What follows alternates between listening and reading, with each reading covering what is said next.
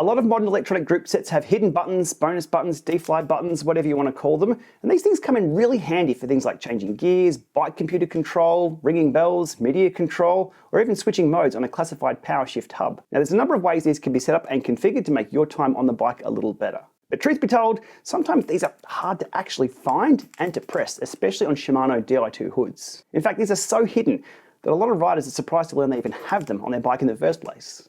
Last week I came across these little plastic caps or inserts that go under the hood that promise to make pressing the hidden button on Shimano Di2 road levers a little easier by increasing their surface area. Now I was skeptical to say the least. I come across a lot of products that promise a lot and deliver very little. But because I'm a sucker for new things, I shelled out about $5 Australian, which when translated into international currency is about equal to a small coffee, to take a chance on these. And to my surprise, they work. And they work really, really well. They improve the button actuation just enough to be a lot more useful, but not too much that you'll be accidentally pressing it when changing hand positions on the bike. All right, let's take a closer look at these.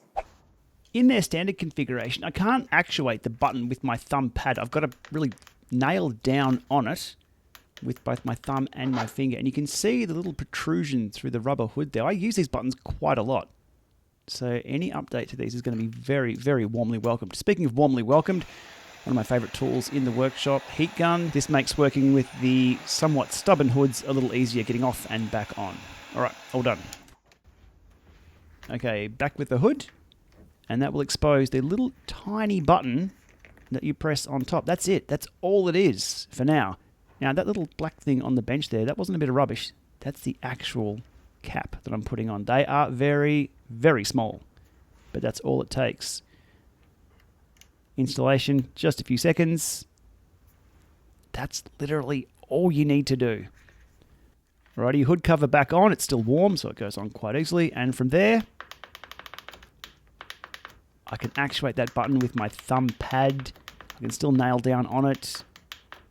It is an absolute world of difference. Such an easy update.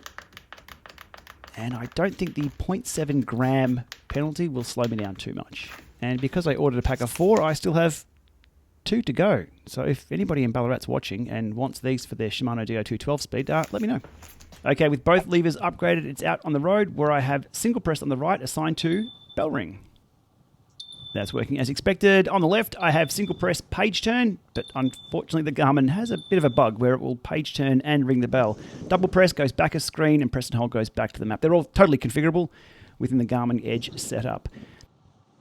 With thick gloves, even better again. Those buttons are a lot easier to find and to press. So here's the same deal with gloves on, and the Garmin's digging away with that bug on the page turn. So that very small upgrade there was with my Ultegra 12-speed Di2 R8170 levers. I believe the Durace 12-speed R9270 levers are exactly the same under the hood.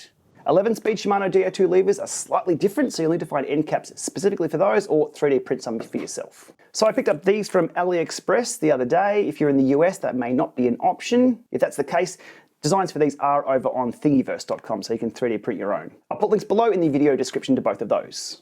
Now, one thing of note is that these things are really, really small. If you were to forget about them and peel your hood back for whatever reason, maybe doing some maintenance, they may go flying off. Thankfully, they're cheap, so that's not much of a problem. I wouldn't recommend gluing them on. Maybe some thin double-sided tape would come in handy. Shimano must have had plenty of feedback about just how tricky these little buttons are to find and to press. The fact we're now resorting to little hacks and add-ons like this to get more out of our Di2 setups really says it all. Hopefully in the next generation of levers we see from Shimano have some refinement here. So we're not having to rely on small little hacks to make them a lot more usable. But in the meantime, if you are on Shimano Di2 Road with these hidden buttons, I'd be finding a set of these and putting them on as soon as you can. So let me know in the comments below if you're already using those little add-ons or how you find them if you've installed the set after watching this video. I'm keen to know. Alrighty, we'll leave it there for today. As always, please do the YouTube thing, post a comment below, hit that like, hit that subscribe if you're not already a subscriber, and thanks for watching.